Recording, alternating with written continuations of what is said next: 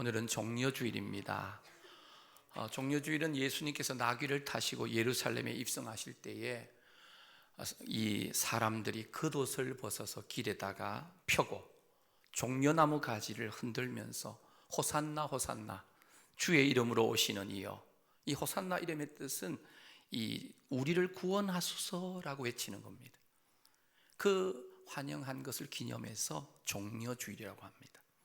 또 이번 주간에는 예루살렘에서 이제 잡히시고 십자가에 고난 받으시고 이제 우리를 위해서 돌아가신 그 주간이기 때문에 이번 주간을 고난 주간이라 그럽니다.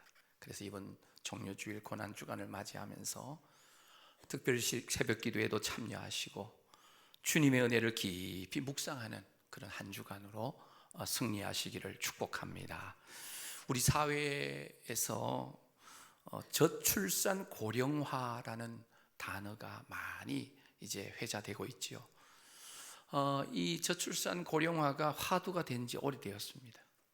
그런 가운데 이런 텔레비전 연예 프로그램 가운데 나 혼자 산다라는 예능 프로그램이 인기 있는 것을 봅니다. 독신 연예인들이 자취생활을 하고 취미생활을 하면서 혼자서도 잘 먹고 잘 살고 잘 놀고 잘 지내고 있다는 것을 보여주는 겁니다.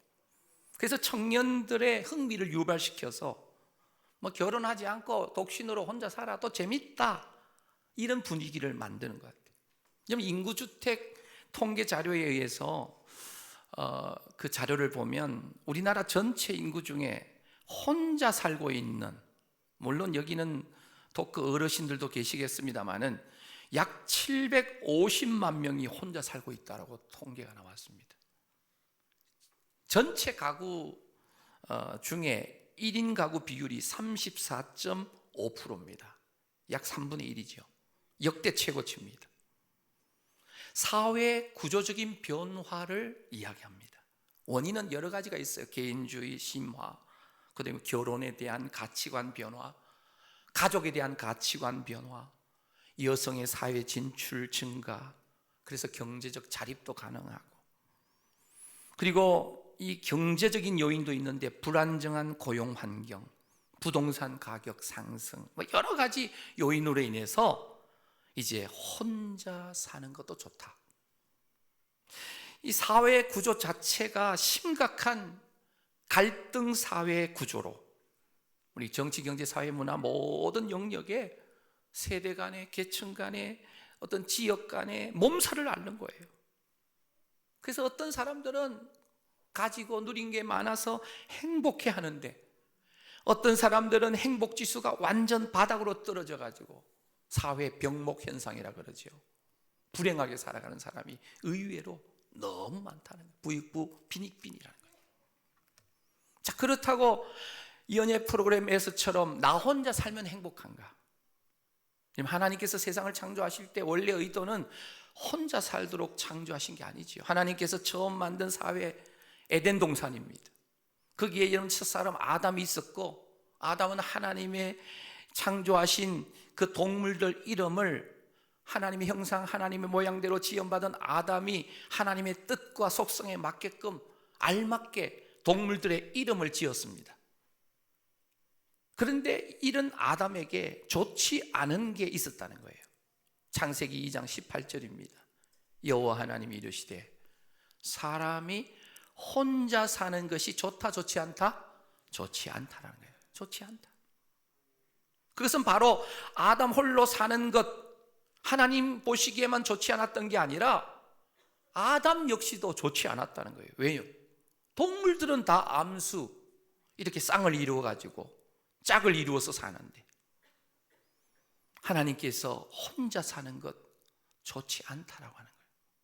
그래서 아담을 깊이 잠들게 하셨고 갈비뼈 취해져가지고 하와를 창조하셨습니다. 그래서 부부로 만드시고 가정을 이루게 하시고 돕는 배필로 상호 협력 관계, 사랑으로 공생하는 부부 관계, 가정을 이루어서 사는 것을 말씀하셨다는 거예요. 창조된 하와를 처음 만났을 때 아담이 한 말이 뭐예요? 하와를 보면서 이는 내 뼈 중에 뼈요 살 중에 살이라. 이 말은 당신은 내가 가장 소중한, 내가 지켜야 할 또 하나의 완벽한 나의 모습이라면서. 왜냐하면 사랑하는 부부가 서로 평등하게 상호 협력하면서 행복하게 살라는 모델이 바로 에덴 동산이에요. 그래서 범죄하기 전에 이 에덴 동산의 모습은 함께 사랑하면서 살아가는 행복 동산입니다. 혼자 사는 게 걸리적거리는 거 없이 기쁘고 좋을 일 같지만 원래 하나님의 의도는 혼자 사는 게 아니라는 거예요.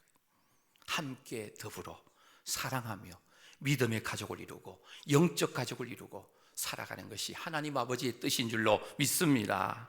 그래서 인류가 범죄한 이후에 사람들에게 두 형태의 사회가 나타납니다. 하나는 함께 공존하면서 살아가는 공생사회가 있고, 또 하나는 끊임없이 갈등하는 갈등사회가 있어요.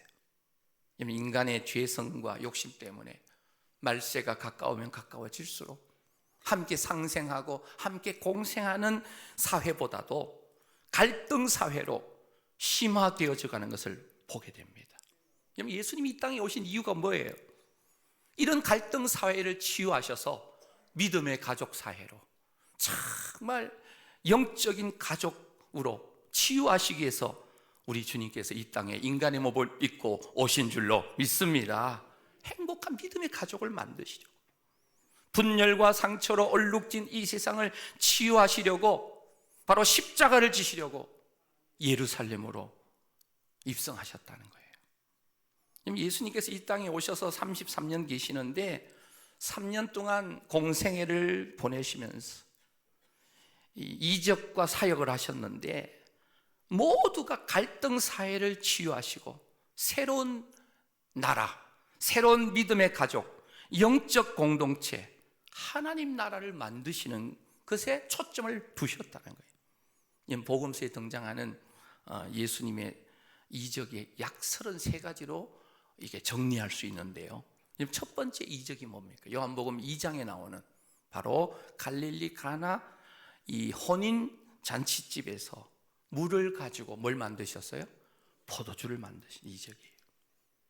이 이적을 통해서 보여주신 게 뭐냐면 이제 새로운 세상이 열렸다는 겁니다. 새로운 세상. 새로운 세상이 어떤 세상이에요?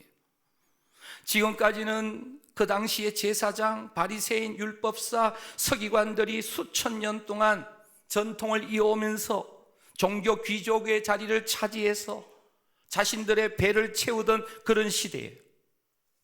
이제는 연회장이나 종교의 귀족 사회가 주류가 아니라 갈릴리 가나 혼인잔치에 물이 포도주가 되는 이 이적을 통해서 이제부터는 가난하고 상처받고 소외된 수많은 사람들을 믿음의 가족으로, 영적인 가족으로 삼는 새로운 세상, 하나님의 나라가 열리는 것을 이 이적을 통해서 보여주신다는 거예요. 요한복음 2장에 보면 연회장은 물로 된 포도주를 맛보고도 알지 못했어요. 그런데 누가 알았죠? 물을 떠온 하인들이 알았다는 거예요. 여러분, 가난하고 소외되고 보잘것없던 무시받던 하인들이 이제 함께 춤추는 새로운 세상.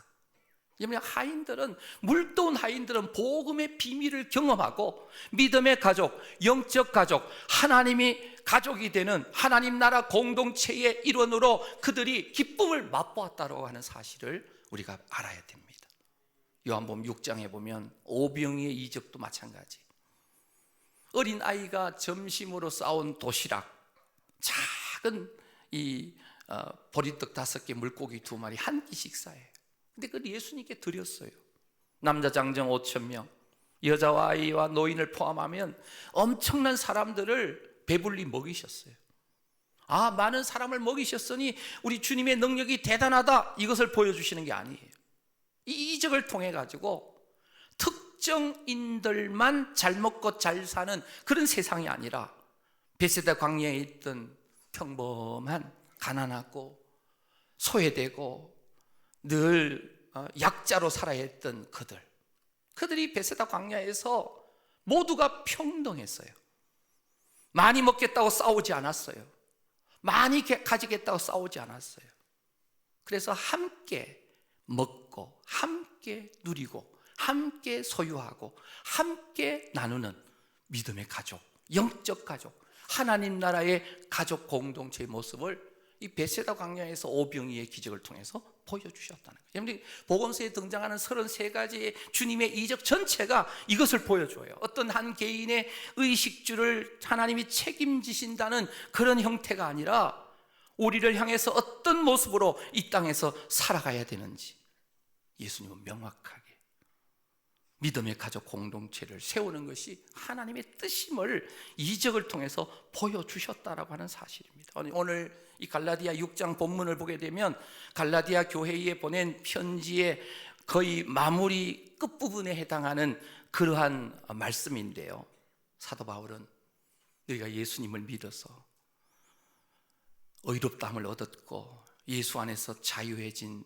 성도들의 공동체로 서로 사랑으로 종노릇하면서 살아가야 되는 공동체로, 이 공동체가 어떻게 하면 하나님의 공동체로 믿음의 가족으로 지속될 수 있는지, 그 공동체를 어떻게 이루어가야 되는지를 권면해 주셨던 말씀이 오늘 우리가 교독했던 이 말씀이에요. 이 공동체를 지켜나가려고 하면 어떤 공격이 있고 여러 가지 시험을 겪게 된다는 것을 우리가 알 수가 있습니다. 오늘 1절 말씀 우리 함께 읽도록 하겠습니다. 1절입니다. 시작. 형제들아, 사람이 만일 무슨 범죄한 일이 드러나거든 신령한 너희는 온유한 심령으로 그러한 자를 바로잡고 너 자신을 살펴보아 너도 시험을 받을까 두려워하라. 믿음의 가족이 되어서 영적 삶을 살려고 하니까 유혹이 있고 시험거리가 있고 형제 중에 범죄한 사람들이 드러나게 되는 이런 일들이 생긴다는 거예요.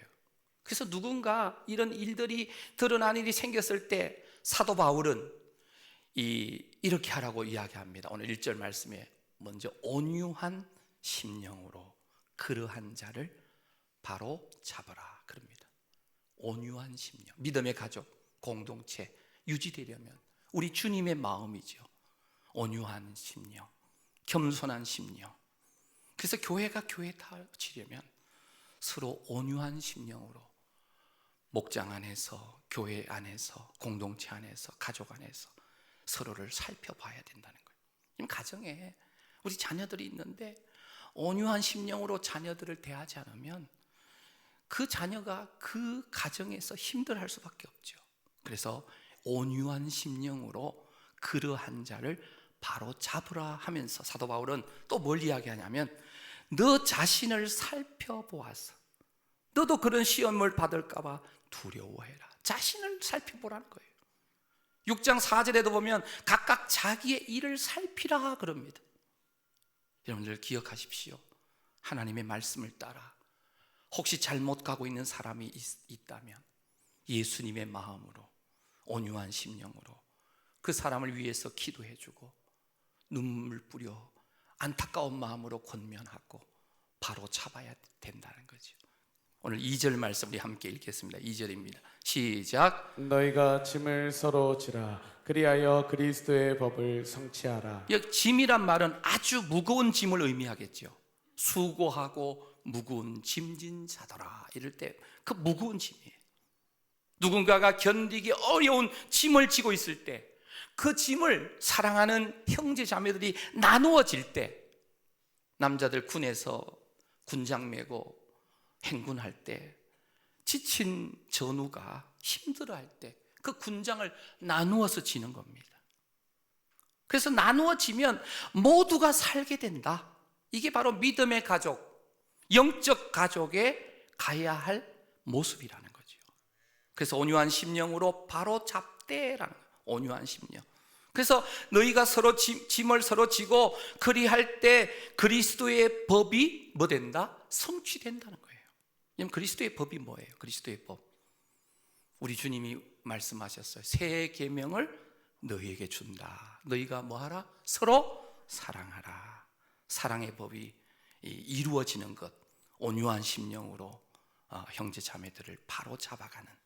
그래서 무엇보다도 이 하나님께서 이 믿음의 가족 가운데 먼저 짐을 나눠질 때 이런 회복의 역사가 나타나게 되는 것, 바로 진짜 믿음의 가족, 진정한 영적 가족, 하나님을 기쁘시게 하는 아름다운 공동체의 모습이라는 거예요. 그런데 이 짐을 나누어질 때 우리가 조심해야 될 게 있어요. 그게 3절입니다. 3절.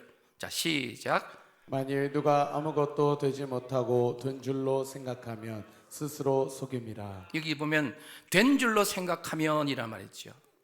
된 줄로 생각하면, 이 말은 남의 짐을 져주고 남을 도와주고 보듬어주고 하는 일들, 사실 나 스스로가 잘나서 하는 게 아니라는 거예요. 사실 우리가 할 수 있는 게 아무것도 없어요. 우리는 사랑하기보다는 미워하기를 좋아하고 다른 사람들을 지적하고 다른 사람들을 공격하기를 좋아하는데, 어떻게 우리가 남의 짐을 지고 그리스도의 법을 성취하는 사랑의 계명을 지킬 수 있는가? 한마디로 성령님께서 우리 가운데 충만하게 역사해야만 가능한 줄로 믿습니다.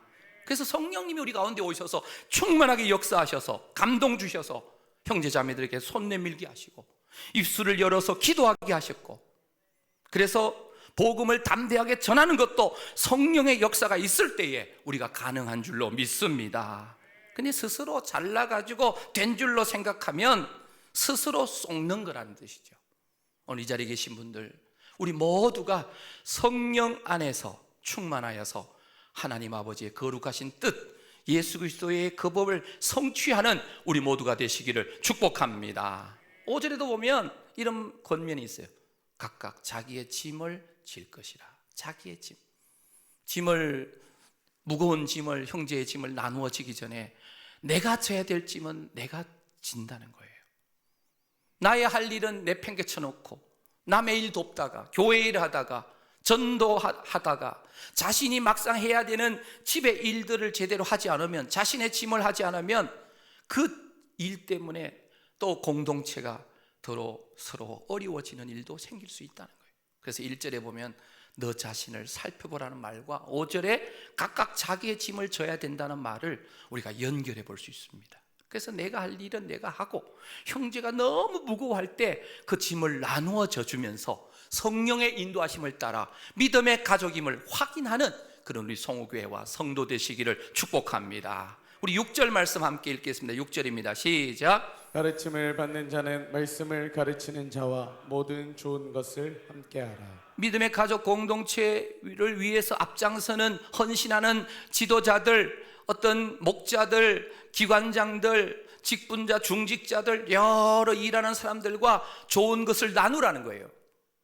사랑하는 성도 여러분, 온유함으로 우리가 형제 자매를 세워주고 회복하는, 그래서 나도 돌아보고 서로 짐도 나눠주고 서로 보듬어주고 눈물 닦아주고 안아주고 위로해주고, 이것이 진짜 성령으로 이루어진 믿음의 가족, 영적 가족 공동체의 교회의 모습입니다.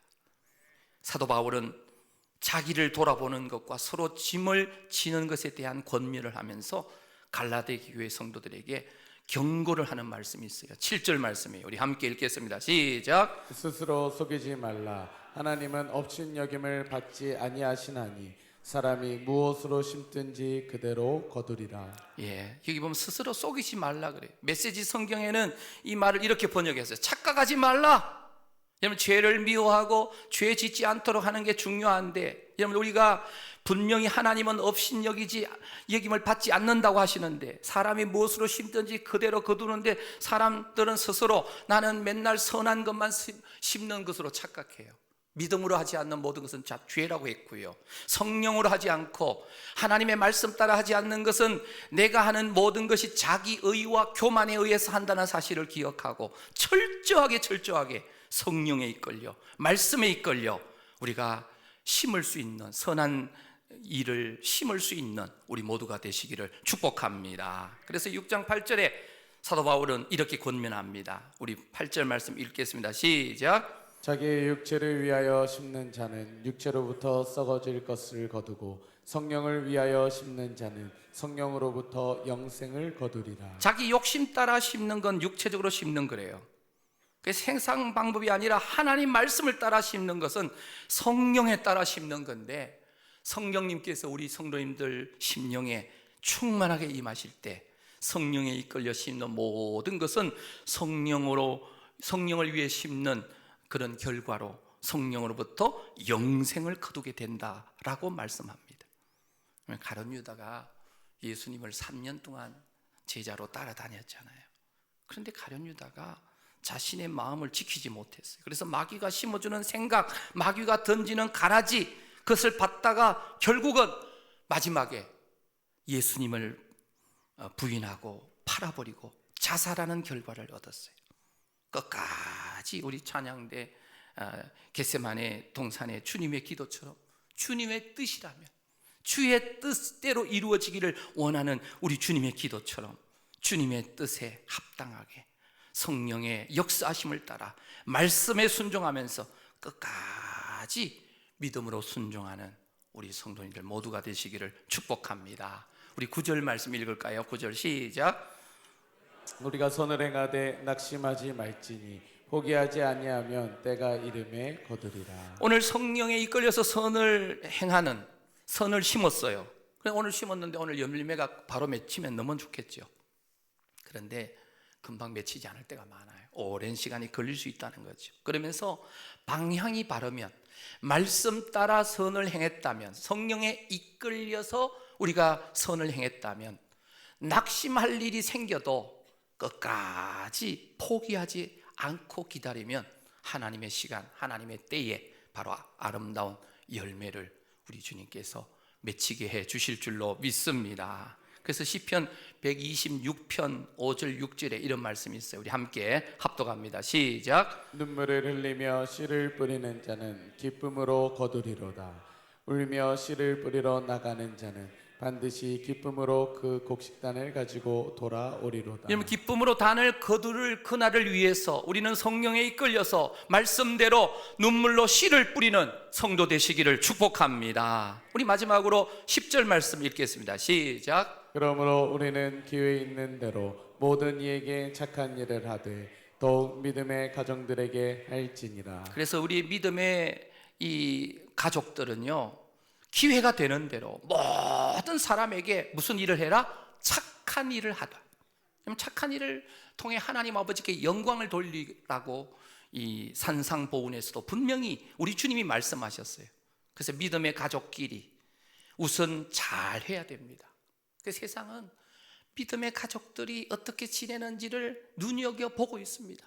그래서 세상의 빛과 소금이 되려면 믿음의 가정들에게 먼저 착한 일을 하면서 기회되는 대로 모든 사람들에게 선한 일을 행하며 살아가는 우리 송우교의 모든 성도님들 되시기를 축복합니다. 그래서 세상은 갈등 사회로 간다 할지라도 주님의 몸된 교회만큼은, 믿음의 가족 공동체만큼은 세상의 희망이 돼야 되고 세상의 소망으로 유일한 그런 기쁨을 주는 그러한 우리 교회와 성도 되어야 될 줄로 믿습니다. 하나님께서는 원수를 철저하게 죽이고 내 편만 살리시는 그런 분이 아니에요.